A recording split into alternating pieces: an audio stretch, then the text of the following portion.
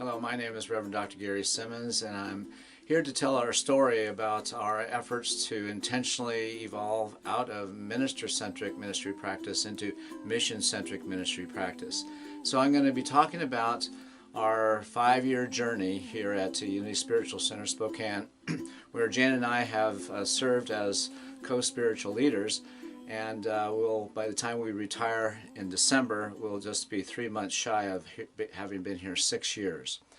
And so this video is about documenting all of the dynamics and the modules that we've brought forth that constitute our evolutionary process into mission-centric ministry practice.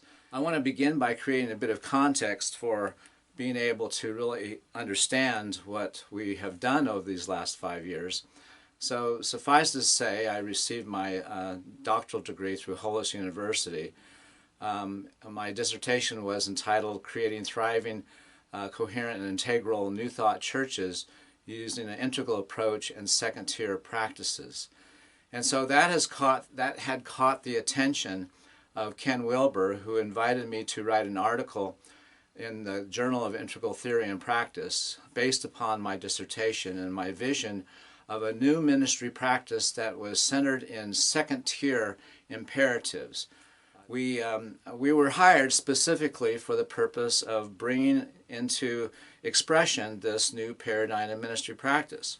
We candidated in the context that we would bring forth a different ministry practice that was not tethered to the comings and goings of ministers, but rather centered upon the fulfillment of purpose in people's lives. In part, our association with Wilber also led us to understand that if we're going to evolve into second tier, we have to do shadow work. We have to transcend our self-imposed limitations. We have to get to a place where we're no longer functioning so much out of our ego or out of our sense of separate self, but rather function from the standpoint of who and what we've come here to be. The differentiation between first and second tier is that in first tier, which is described as subsistent levels of being, is all about having to have things be a certain way in order to feel safe and okay. So our outer experience is at issue. In second tier, it's all about being levels. It's not about how our external environment looks and feels. It's about who and what we have come here to be and to express. And so there's a different operational context for second tier, as well as a different emotional and spiritual maturity component to being able to manage the evolutionary process. So we began with introducing a practice mission statement, realizing that the current mission statement was so obscure, no one knew what the mission or the vision of the church was. I mean, it was written down someplace, and we finally found it, but the point is that it was not an active component of informing the ministry practice. It was just a latent potential. And so we offered them the mission statement, transforming lives and inspiring people to make a positive difference in their world. And we put forth the premise that until we as a community, as an organization, have the felt experience of transformation, of having our lives transformed, and in turn then being so inspired to make a positive difference in our world, if we do not create an organizational practice around supporting that felt experience of purpose fulfilled in individuals in the church, we're really not functioning on the level of mission-centric ministry. We're doing something quite different. So as we made this commitment to really focusing on transforming people's lives, we recognized that the evolutionary process was going to necessitate a willingness upon the part of our community to do the deeper shadow work. And so we partnered with Mindy Odland, and so we became a center for Mindy in terms of hosting her trainings, and we had over 25 participants in 2016 from 9 different states coming to Spokane, and she helped us launch our process, and it's been a great success and an important component of transformation, because we know that transformation doesn't necessarily happen on Sundays through a Sunday talk. And especially in this virtual environment, it's difficult. But in small groups, that's a different experience altogether. And even in virtual, transformation can be experienced in small groups when we're face to face and when we have a safety and authenticity with respect to our interactions. Also, very early on in the process, I began a weekly segment in association with our worship service, right after the announcements, that I called the Center Update with Dr. Gary. Our church is called Unity Spiritual Center, so our Center Update is about me sharing 5 minutes or less, or sometimes more, information about our evolutionary effort, why we're evolving out of minister-centric ministry practice. People understanding now that congregational ministry is in decline. And so it became an effort for me to help our community understand in the context of the organization what the struggle and effort needs to be. We realized that the church's rich history over 103 years when we arrived had a lot of comings and goings of spiritual leaders. So we set out to do the genogram activity.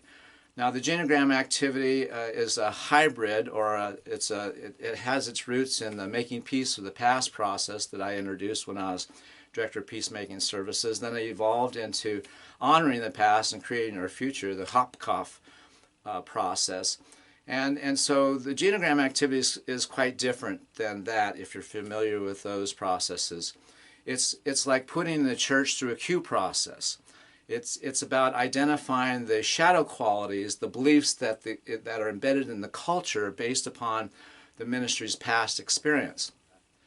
So our genogram activity produced our cue cards and shadow card in the course of identifying the issues and the values that the church represents.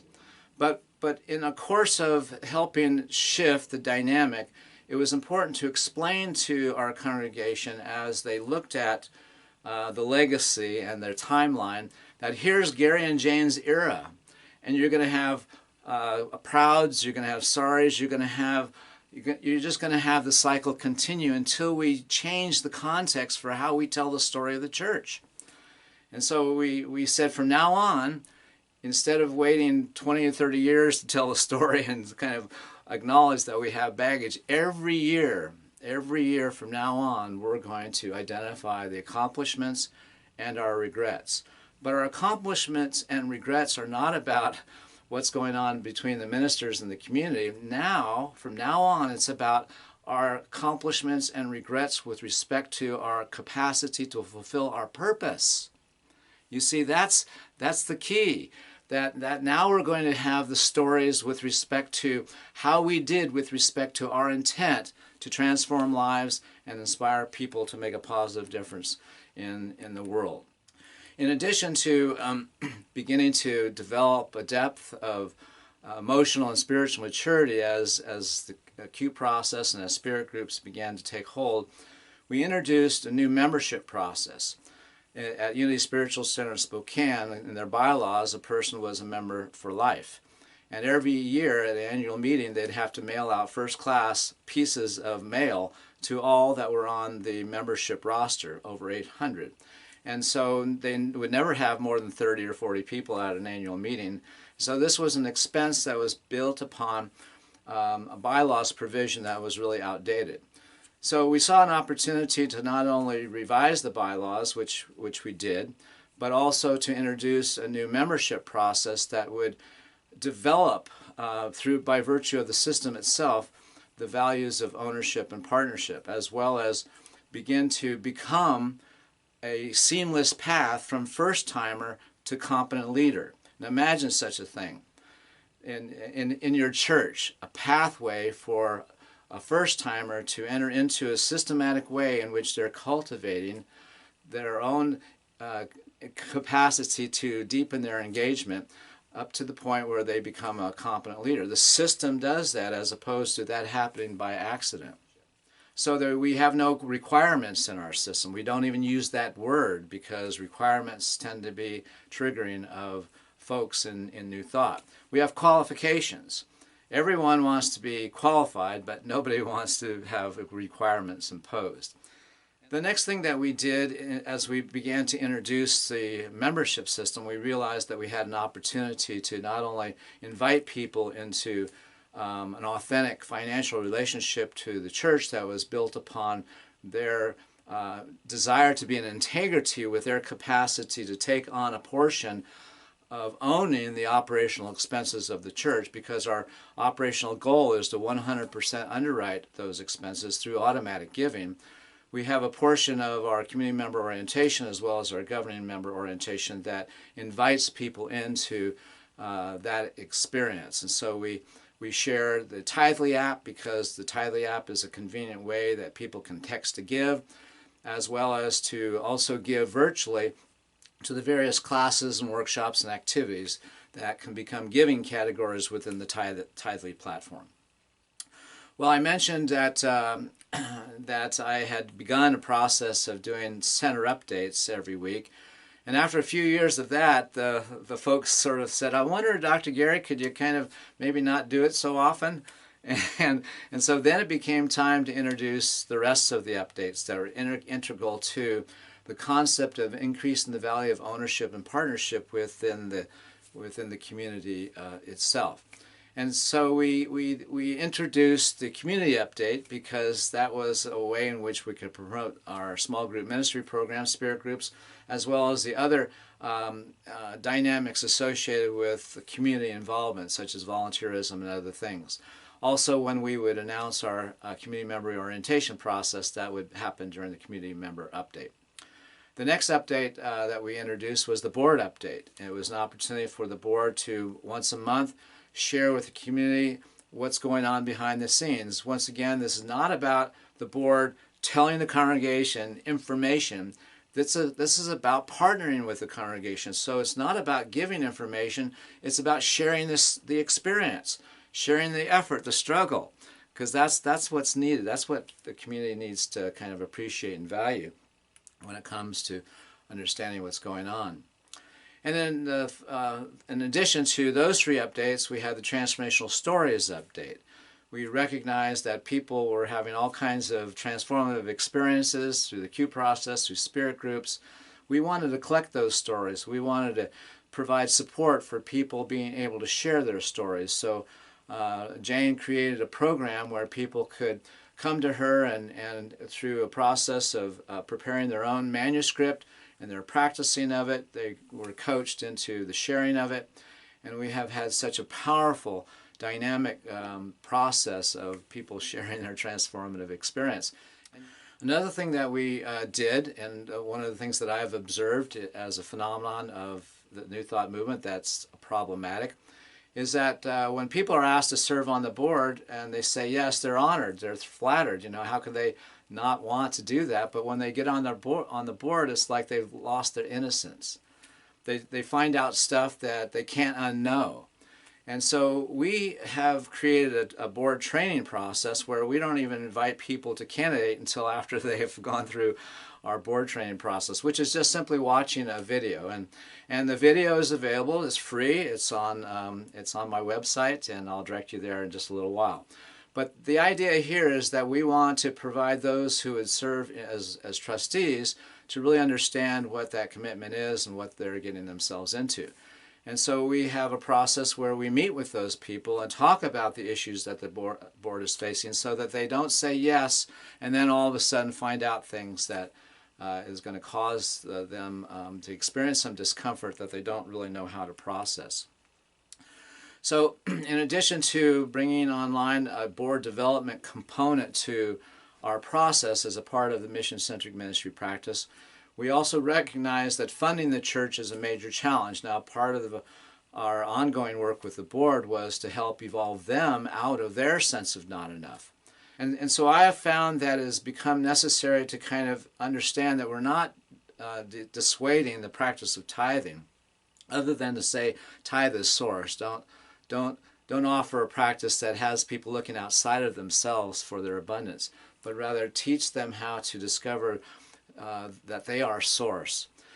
But we wanted to move away from the tithing funding model because that's where it's problematic. It's problematic for you on Sunday mornings to say tithe to where you're spiritually fed and believe that that's going to kind of address the financial dimension of the organization. Because the reality is that people can wake up someday and say, I don't feel spiritually fed today, so that's going to affect how I'm going to be financially participating. And especially in conflict, that's the default dynamic is withholding. And so we realized that we need to shift out of the tithing funding model. And so in the course of my working with colleagues throughout the country, through the Ask the Church Whisperer Forum, we were able to talk about how to create a value system around ownership that would base a funding program on people's capacity to be in their own personal integrity with respect to doing what they can do to offset the operational expenses of the church. So as we understand the principle, if everyone, think about that right now in your community. Just answer this question within yourself. If everyone was doing what they can do, not what they're doing, but what they can do, you could see that there would be more than enough. You can just see that. And when I posed that to my board trustees, they saw it too. And so we began to shift out of the idea of coaxing people to like us into bringing people into a transformative experience, into helping them deal with their own sense of not enough. And it brings us into a better relationship with the dynamic of helping people be in ownership. About midway in the course of our time, we introduced the Evolutionary Council. The Evolutionary Council is a team that was appointed by the board. It consists of about 15 to 25 people in the church that are tasked with two distinct projects. The first project is called Conscious Conversations, in which everyone in the church was interviewed and was given an opportunity to share what was arising in them with respect to their experience in the church. And so I have on the screen the questions that we asked each individual to respond to, and then over the course of collecting all that information, we produce a report. And that report then is shared with the entire congregation so they can see themselves mirrored back in it, as well as it's a place where the leadership can discern goals because of what is emerging in the community. In addition to the Conscious Conversations process, that team also implements another process called Mapping What Is. Mapping What Is like an organizational audit. It looks at every structure, practice, and system within the church and asks the question, how does this role or practice or system further our capacity to transform lives and inspiring people to make a positive difference in the world? What are the things that might not necessarily be pulling us in that direction? And so another way of looking at it is to ask the question, why are we doing it this way? And if we can't link it to some intention that is about fulfilling purpose as a part of our organizational practice, it's a place where we're leaking energy. There's all kinds of places where we leak energy in our churches, and energy leakage can manifest as lack. It can manifest as overwhelm, as dysfunction, as drama. There's lots of places where energy leaks can be problematic. So what you're seeing now is the process map that I've created to identify the basic modules and position them in relative to where they're introduced in the chronological order of what I have attempted to describe to be our evolutionary process. But rather than to think of this as a linear process, think of this as an ascending spiral where we have to introduce something in the beginning, but it has to cycle through several times before it flourishes into what it can become.